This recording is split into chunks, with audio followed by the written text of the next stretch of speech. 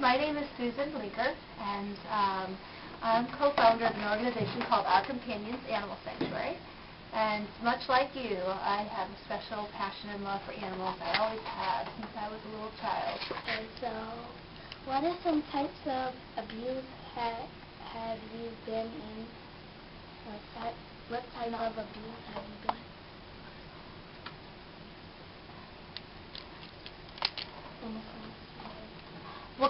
What type of abuse have I witnessed in the work that I do? Is that what you mean?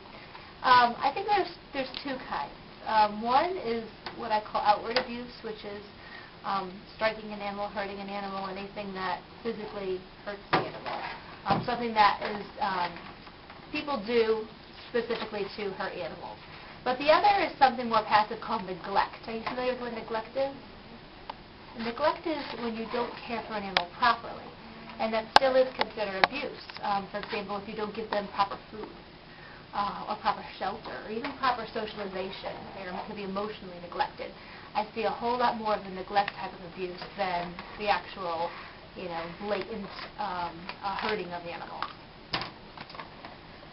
What does the sanctuary do for the dogs? Well, the concept of sanctuary, that through all of our programs, both the sanctuary and Ashford is being constructed. There aren't any animals there yet, but we rescue animals every day. And basically, our mission is to lead the movement and unnecessary euthanasia. And euthanasia means destroying animals. And so we do that through a variety of places. We rescue animals that are going to be destroyed in shelters. We put them in foster homes. Animals that are being neglected, we try to educate the owners and try to get them into a better situation. We do a lot of educational programs. A lot of times, people don't even know that they're being cruel to animals because they've never been taught how to care for them properly. And maybe they've been raised that way where they think this is appropriate. So, for example, tying dogs outside all the time. Some people don't think there's anything wrong with that because they've never been educated. So we try to start by educating people. And then if we can't, we try to get them to give the animals to us where we can rehabilitate them, heal them, and find them a new home.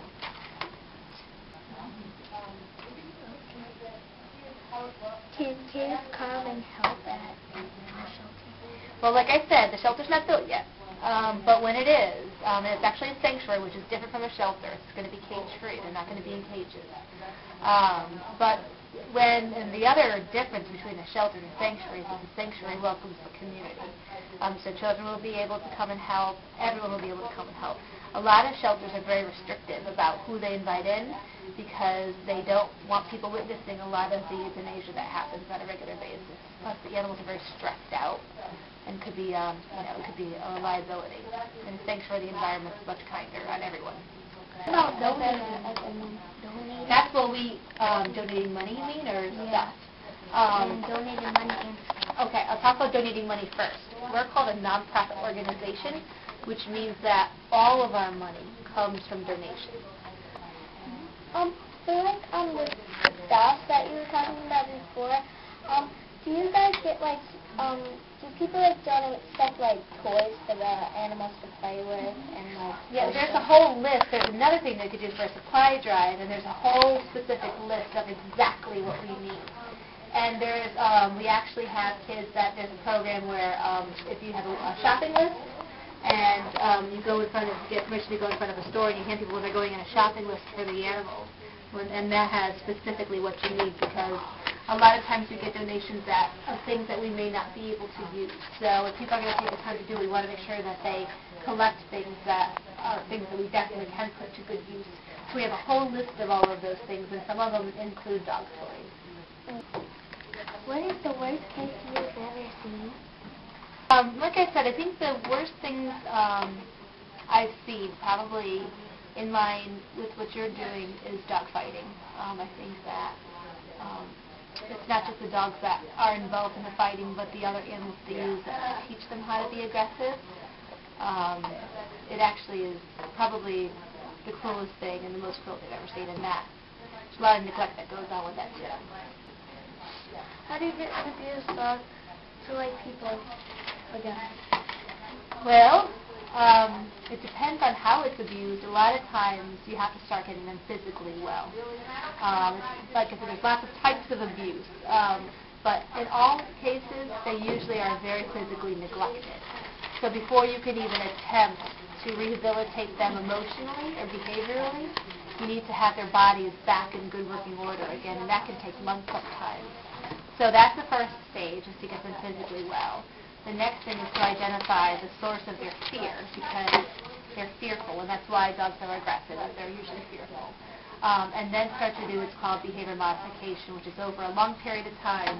You start to introduce them very slowly and very carefully to the things that make them scared, and reinforce them with good things so they change the association. For example, if someone was beaten with a stick, when dogs would see a stick, they would get very scared.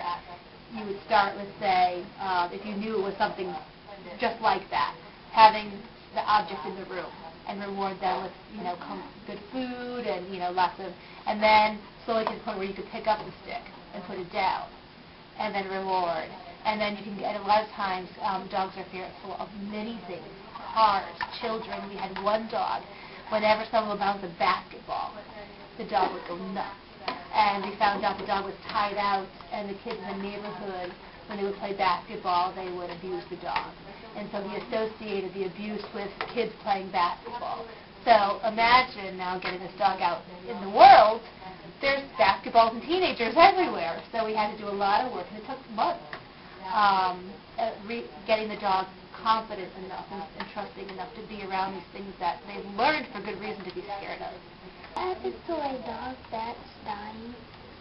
What do you mean? Like, what happens if a dog's dying? What do you do?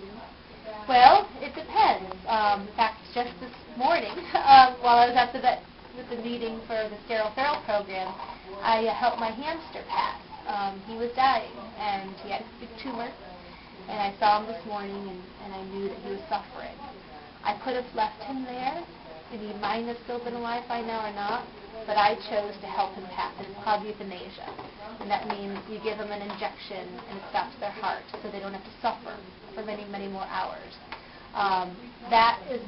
Euthanasia is meant to help animals that are suffering in the end stages of their life, so they could pass peacefully.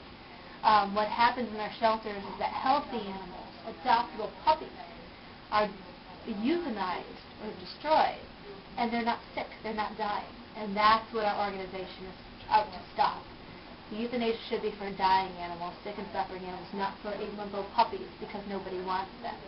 And that's what happens all the time, and that's why we do the work that we do to stop that kind of, which I think is cruelty. So in cases where they're legitimately sick and dying, I recommend euthanizing them so they don't have to suffer. Is dog fighting more prevalent in one part of the country or in another? I think it's more prevalent in areas where people don't have a lot of money. So I just wanted to ask if puppy mills are actually places where they breed dogs, and then if nobody takes the dogs, then they kill them some sort of way.